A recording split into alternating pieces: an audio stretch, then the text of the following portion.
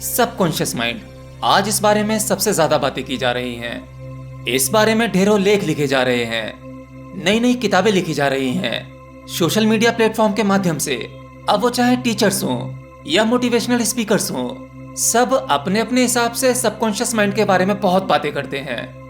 देखिए, ये बात तो सही है कि चेतन मन और अवचेतन मन जैसा तो कुछ होता है। चेतन मन का इस्तेमाल हर कोई करता है, यानी हमारा ये नॉर्मल माइंड, जिसके माध्यम से हम डेली लाइफ के सभी काम करते हैं। लेकिन अवचेतन मन, ये हमारे मन की भीतरी अवस्था है।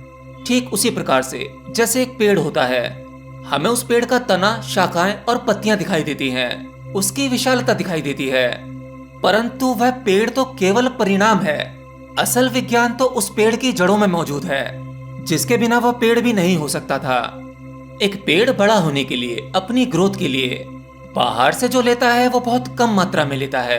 असली कार्य तो जमीन के भीतर चल रहा है, वो पेड़ की जड़ें कर रही हैं, और पेड़ के उस भीतरी एक्शन का रिएक्शन ही पेड़ का होना होता है। ऐसे ही हमारा चेतन मन और अवचेतन मन, यानी कॉन्शियस माइंड और सबकॉन्शियस माइंड, ठीक इसी प्रकार से काम करता है। आज हम कहते हैं कि हमने सबकॉन्शियस माइंड के बारे में बहुत गहरा अध्ययन किया है, एक से बढ़कर एक किताब लिखी गई है, परंतु हमारे हाथ में सबकॉन्शियस माइंड के बारे में जो भी कुछ लगा है वो केवल कुछ ही जानकारी है। सबकॉन्शियस माइंड की शक्ति आज की खोज नहीं है, ये तो प्राचीन समय से चली आ रही है। प्राचीन समय में बहुत से लोगों के पास हमारे सबकॉन्शियस माइंड का गहरा ज्ञान था। आज की जानकारी और नॉलेज तो कुछ भी नहीं। आज हम सबकॉन्शियस माइंड का इस्तेमाल करके बहुत थोड़ी सी कम चीजें कर पा रहे हैं, जिसमें कि हिप्नोसिस एक छोटा सा प्रयोग है, जिसका उपयोग हेल्थ क्षेत्र में भी किया जा रहा है।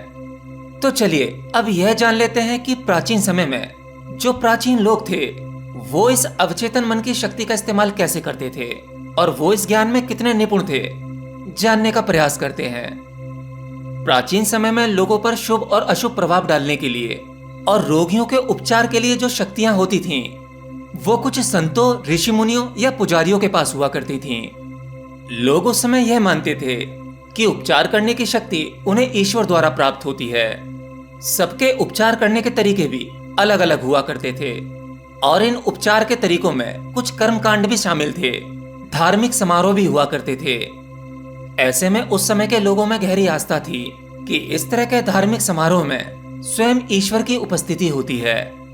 जैसे किसी साधु या गुरु के द्वारा किसी रोगी या व्यक्ति विशेष को छूना, कोई तावीज देना या कोई मंत्र देना, इस तरह की क्रियाएं शामिल थीं। उदाहरण के लिए उस समय जो रोगियों का इलाज करते थे, जिनकी ज्यादातर वेशभूषा पुजारी एवं पुरोहितों की तरह होती थी, अर्थात वो धार्मिक लोगों की तरह दिखते थे, जिसके कारण लोगों की या रोगियों की उन पर आस्था और गहरी हो जाती थी।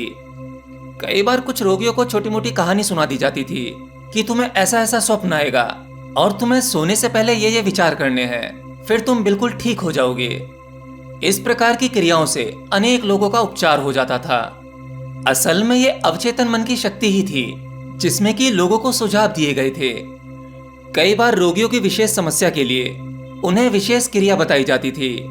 पहले उनकी मन की अवस्था समझी जाती थी, फिर उनकी समस्या के हिसाब से उन्हें एक कठिन क्रिया दे दी जाती थी।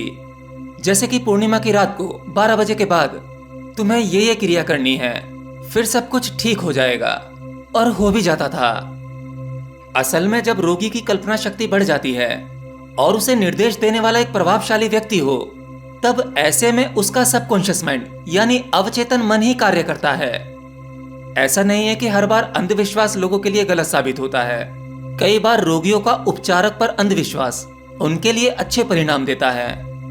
इसी अंधविश्वास के कारण कई बार रोगियों के अवचेतन मन में मौजूद वो शक्ति उपचार के लिए काम करने लगती है।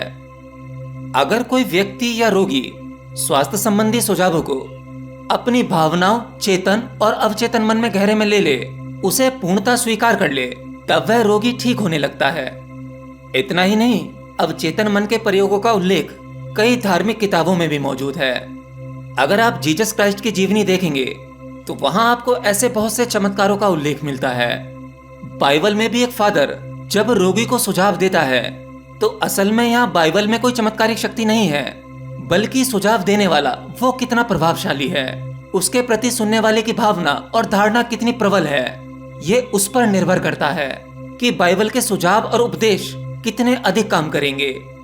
जब एक सुझाव देने वाला आपसे कहता है कि आपकी ये फला फला इच्छा पूर्ण हो गई है, तुम निश्चिंत होकर घर जाओ, इसका फल तुम्हें बहुत जल्द मिलने वाला है, इस तकनीक की सफलता आपके दृढ़ विश्वास पर निर्भर करती है।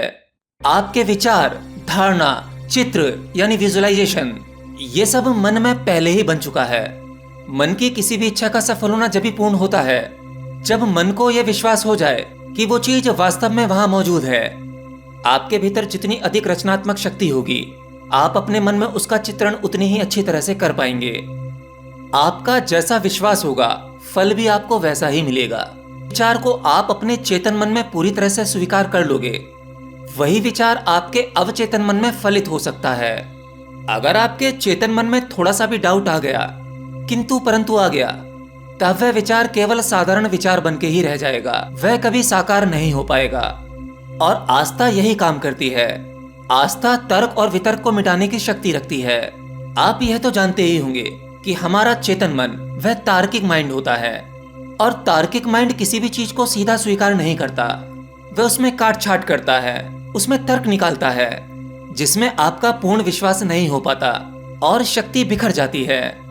तो जब कोई चीज, कोई विचार आपका चेतन मन ही स्वीकार नहीं कर रहा, तो भला उसे अवचेतन मन कैसे स्वीकार करेगा? और जब आपके भीतर स्वीकार भाव ही नहीं आया, तब भला आपकी इच्छा कैसे पूरी हो सकती है? सबकॉन्शियस माइंड की इस तकनीक को उपचार के लिए केवल कुछ ही वर्गों के लोगों ने इस्तेमाल नहीं किया। प्राचीन समय से दुनिया भर के धर्मों ने इसे लोक कल्याण और रोगियों के उपचार के लिए किया। आज भी अगर आप अपने आसपास देखेंगे तो दुनिया भर के लोग सुझाव देते हैं, ज्ञान की अच्छी अच्छी बातें करते हैं, लेकिन वो बातें सभी लोगों पर प्रभावशाली तरीके से काम नहीं करती। कोई भी आदेश या निर्देश कौन व्यक्ति दे रहा है, वो कितना प्रभावशाली है, उस पर आस्था और विश्वास कितना है, ये सभी चीजें उस पर निर्भर करती हैं।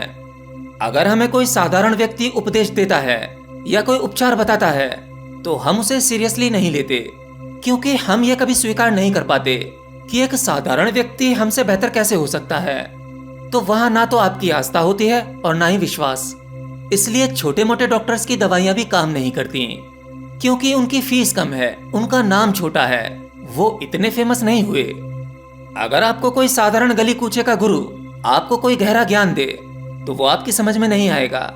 लेकिन वहीं अगर कोई दुर्लभ गुरु मिल जाए, जिससे एक साधारण व्यक्ति का मिलना लगभग असंभव है, उस गुरु की एक एक बात तुम्हारे जीवन में क्रांतिकारी परिवर्तन ला देती है। क्योंकि ऐसे प्रभावशाली व्यक्ति को सुनते समय हमारे तर्क वितर्क कहीं पीछे छूट जाते हैं और पूर्ण आस्था आ जाती है, जिसके कारण उसके मुख से निकला हुआ एक एक शब्द हमारे चेतन और अवचेतन मन में घुस जाता है और उसे स्वीकार कर लेता है। इसीलिए एक प्रभावशाली गुरु के शिष्यों के जीवन में बहुत जल्दी परिवर्तन हो जाते हैं, क्योंकि जब कोई ऐसा गुरु सुझाव और निर्देश देता है, तो उसे हमारा चेतन मन और अवचेतन मन दोनों ही बड़ी आस्था से सुनते हैं, और वही आस्था उपचार का काम करती है। ऐसा नहीं कि ये उपचार उस प्राचीन समय में ही काम करते थे। आज भी हमारे आसपास ऐसे बहुत से तांत्रिक हैं, जिनके द्वारा दिया गया ताबीज काम कर जाता है। कुछ नहीं, अगर वो मिट्टी भी उठाकर दे दें, तो वो भी दवा का काम करती है। असल में यहाँ ताबीज और मिट्टी काम नहीं कर रही, उसे देने वाले के प्रति आपके भीतर कितनी श्रद्धा है, कितना विश्वास है, आप उसके निर्देशों को कितनी गहराई में मान पा रहे हैं, अर्थात अपने सबकॉन्शियस माइंड से उसे स्वीकार कर रहे हैं या नहीं कर रहे। ये इस पर डिपेंड करता है कि वो उपचार आप पर कितना काम करेगा। जिसे अपने सबकॉन्शियस माइंड का थोड़ा बहुत ज्ञान हो जाता है या लोगों के मनोविज्ञान को समझ लेता है, वह एक अच्छा निर्देशक बन सकता है, टीचर बन सकता है और एक धार्मिक गुरु भी बन सकता है। लेकिन एक दूसरा सच ये भी है, आप अपने सबकॉन्शियस माइंड को प्रोग्राम करने के कितने ही तरीके क्यों ना सीख लें, कितना ही ज्ञान इकट्ठा क्यों ना कर लें, जरूरी नहीं कि तुम इसे इस्तेमाल कर पाओगे, क्योंकि इसके लिए आपके भीतर की मनोअवस्था, आपकी परिस्थितियां, वो किस अवस्था में है, किस प्रकार काम कर रही हैं। जब तक तुम भीतरी रूप से स्वीकार करने योग्य नहीं होते, तब तक सबकॉन्शियस माइंड की टेक्निक्स तुम पर काम नहीं करेंगी, क्योंकि तुम कितना ही प्रयास क्यों ना कर लो, तुम अपने चेतन मन से ही काम करोगे, यानी तुम्हारा कॉन्शियस माइंड। सबकॉन्शियस माइंड बहुत भीतरी अवस्था है।